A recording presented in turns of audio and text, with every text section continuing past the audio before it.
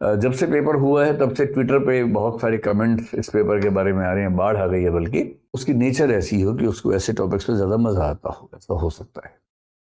ऐसे लोग होते हैं जिनको लगता है कि गहरी सोच ट्रेंड सेट किया है। अब वो ट्रेंड है या इंसिडेंट है देखना बाकी है। अगर ये सिर्फ इस बार हुआ है तो ये इंसिडेंट है, मतलब किसी के लिए एक्सीडेंट है, और न्यूट्रल लैंग्वेज में कहें तो इंसिडेंट है। और यदि एक ट्रेंड है, यदि एक पॉलिसी है, यदि एक नई नीति है, चिंतन के साथ ही सोल्व कर पाएंगे, वरना वो सोल्व होगा नहीं आपसे। जैसे जिस साल मैंने एग्जाम दिया था आईएएस का, जब मेरा सिलेक्शन हुआ भी था, तो उस साल एक टॉपिक जिस पे लिखा था मैंने ऐसे, वो था सत्य जिया जाता है सिखाया नहीं जाता, truth is lived not taught. तो ऐसे टॉपिक्स आते थे, पहले भी आते थे, लेकिन उसी के साथ कुछ ऐसे विकल्प होते थे कि आप कोई ऐसा टॉपिक चुन लें जो जीएस की पढ़ाई से, यानी कि सामान्य अध्ययन की पढ़ाई से काम चल जाए, या आपकी जनरल अवेयरनेस के माध्यम से काम चल जाए। जैसे मान लीजिए कोई टॉपिक ये आ जाएगा कि अ, उभरती हुई विश्व व्यवस्था में भारत की भूमिका, जैसे मान लीजिए ये टॉपिक है।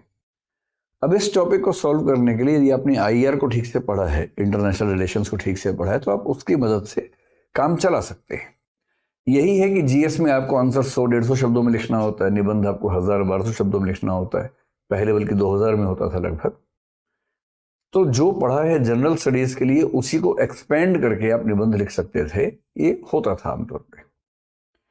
2013 से जो ट्रेंड चेंज हुआ, तो फिर यूपीएससी ने निबंध को थोड़ा सा टफ करना शुरू किया, और उसके बाद एक नियम इंट्रोड्यूस किया करीब 4 साल पहले कि अब एक नहीं 2 निबंध लिखने होंगे आपको 3 घंटे में, और हर निबंध 1000 से 1200 शब्दों में लगभग लिखना होगा।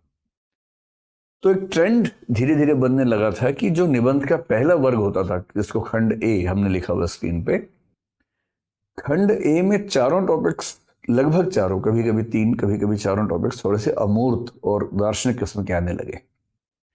और खंड बी, जो पार्ट बी था, उसके चारों टॉपिक्स आमतौर पे concrete topics, general studies based topics आने लगे। तो एक ट्रेंड बन गया कि आपको 2 निबंधों में से एक थोड़ा सा एब्स्ट्रैक्ट लिखना होगा, फिलोसॉफिकल लिखना होगा, और एक टॉपिक आप ऐसा लिख सकते हैं जो। इस बार यूपीएससी ने एक नया ट्रेंड सेट किया है। अब वो ट्रेंड है या इंसिडेंट है देखना बाकी है। अगर ये सिर्फ इस बार हुआ है तो ये इंसिडेंट है, मतलब किसी के लिए एक्सीडेंट है, और न्यूट्रल लैंग्वेज में कहें तो इंसिडेंट है। और यदि एक ट्रेंड है, यदि एक पॉलिसी है, यदि एक नई नीति है, तो इसका मतलब है कि यूपीएससी ने कुछ सोच समझ के अपनी नीति को बदला है। ट्रेंड क्या है कि इस बार जो 8 टॉपिक्स हैं, यानी कि दोनों खंडों के 4-4 8 टॉपिक्स, 8 विषय अमूर्त पूछे गए हैं, बहुत एब्स्ट्रैक्ट पूछे गए हैं।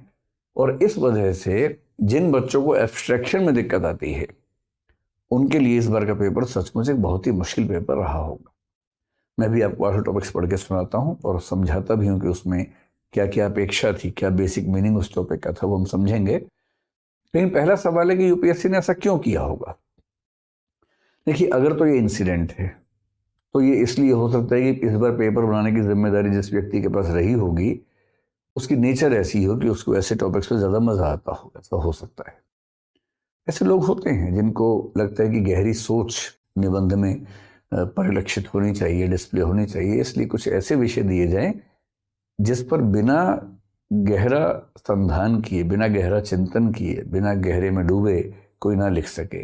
ये हो सकता है कि इस बार पेपर बनाने वाला व्यक्ति संयोग से ऐसा रहा हो। जब से पेपर हुआ है